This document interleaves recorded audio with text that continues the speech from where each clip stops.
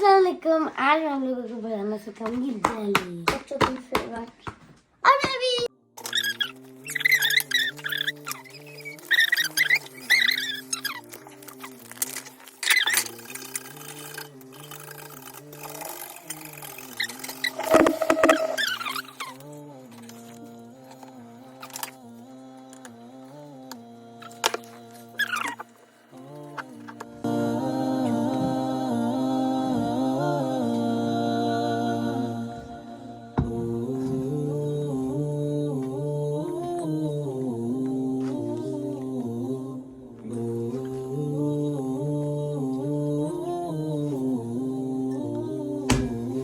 फिर हम इसे 15 मिनट फ्रिज में रख के जमाएंगे और जेली तैयार। बिस्मिल्लाहिर्रहमानिर्रहीम। यहाँ देखिए जेली कितनी अच्छी जम के हो चुकी है तैयार। मैं भी खाऊं।